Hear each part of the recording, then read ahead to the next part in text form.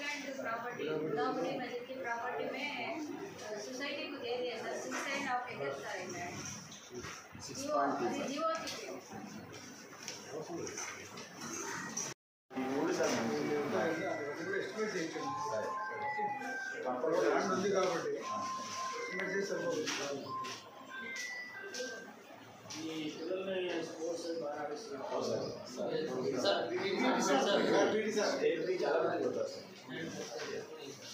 ఇక్కడ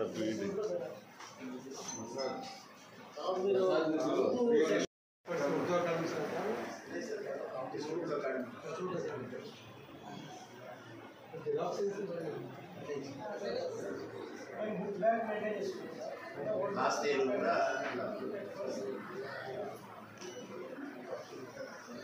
ముందున కరోనా వచ్చే परफेक्ट है से आगे बेसिक क्या नहीं है सर आने के बाद भाई स्टार्ट भाई वो तो तेलुगु मीडियम के इंग्लिश मीडियम के बच्चे लोग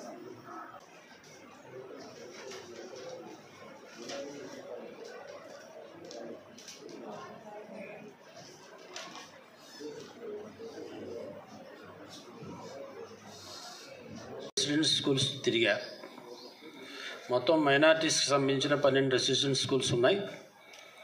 అందులో 6 రెసిడెన్షియల్ స్కూల్స్ నేను విజిట్ చేశాను. 5 రెసిడెన్షియల్ స్కూల్స్లో చాలా బాధపడ్డాను. అంటే అక్కడ ఏదైతే మీకు ఇక్కడ చక్కటి బిల్డింగ్ వసతి ఉంది, ఆడుకోవటానికి మంచి గ్రౌండ్ ఉంది, మంచి క్లాస్ రూమ్స్ ఉన్నాయి, అది కూడా ఉంది మీకు. కానీ ఇది లేని కాలేజెస్ స్కూల్స్ నేను చూశాను. సరే, ఆ విషయాలు ఇక్కడ ప్రస్తావన అవసరం లేదు. కానీ కొంత నాకు ఉపశమనం కలిగింది. ఏంటంటే వక్ఫ్ ఆస్తులు అన్యాక్రాంతం అవుతున్నాయి. అంటే ఇది మా తాతలు ముత్తాతలు పెద్దలు ధార్మిక విషయాల కోసం దానం చేసిన వక్ఫ్ భూములు కొందరు స్వార్థపరులు వారి స్వార్థం కోసం, ముస్లిమ్స్ కూడా ఉన్నారు, దాంట్లో అందరూ ఉన్నారు, దానికి మతాలు లేవు, కులాలు లేవు. ఈరోజు వక్ఫ్ భూములు అన్యాక్రాంతం అవుతున్నాయి. అటువంటి వక్ఫ్ భూములు అన్యాక్రాంతం కాకుండా మంచి ప్రయోజనకాత్మకమైన వాటి కోసం వినియోగించాలి అనేది కూడా నా దృక్పథం.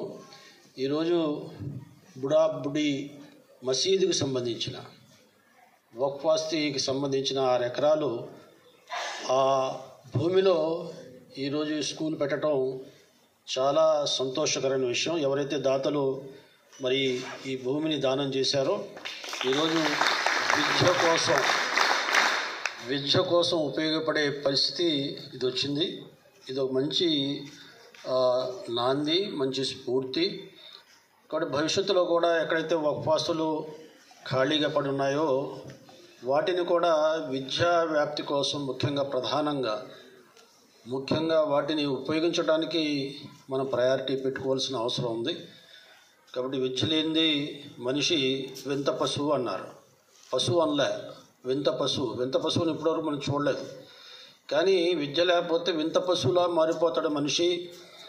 ఆ విద్యతోనే మనిషి నాగరికత, జీవితం ఒక సంపూర్ణమైన మానవత్వంతో పేదరికం ఎక్కడ ఎవరికి కూడా ఇది శిక్ష కాదు. ఇది ఏది భగవంతుడు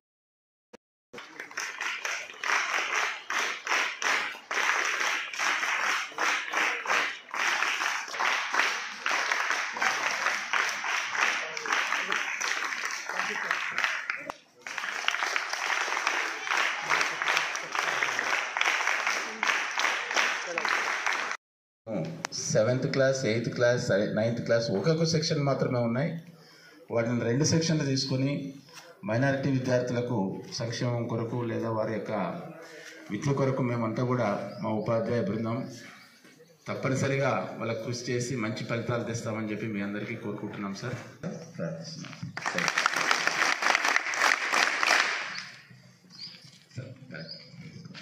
సరే, షరీఫ్ ఖాన్ సార్ గారు మాట్లాడవలసింది.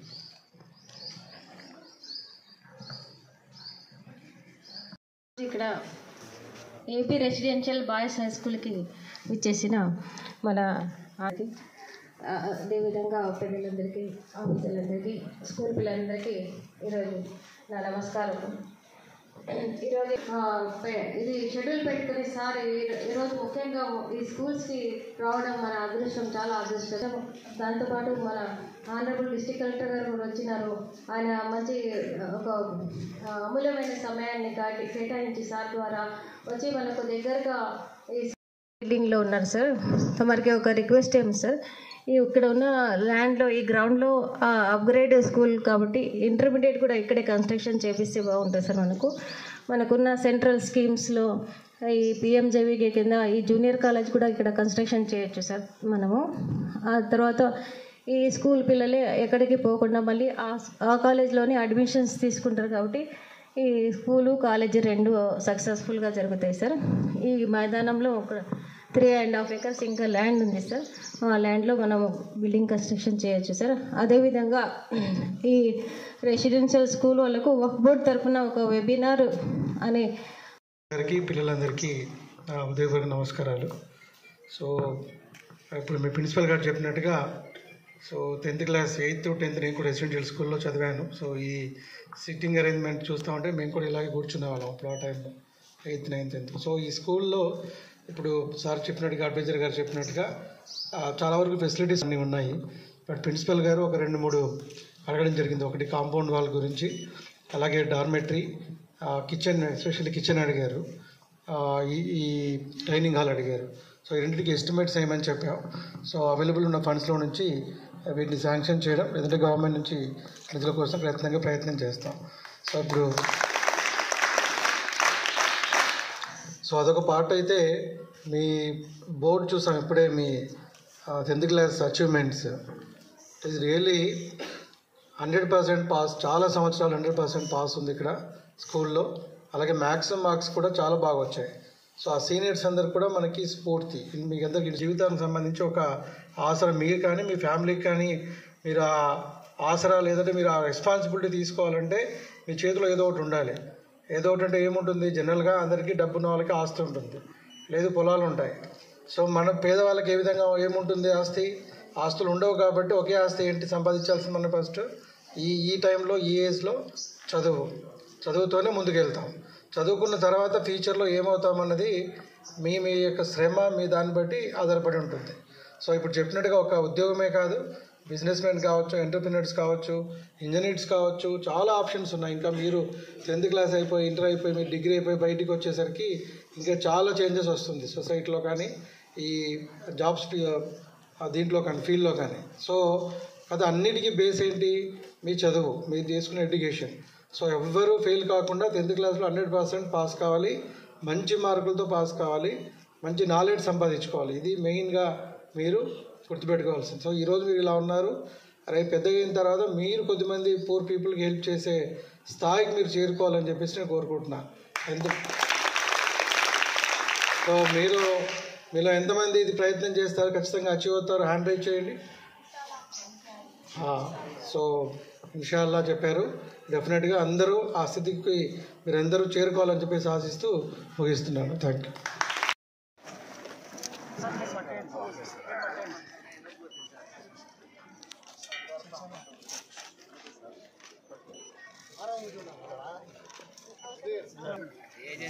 Sir please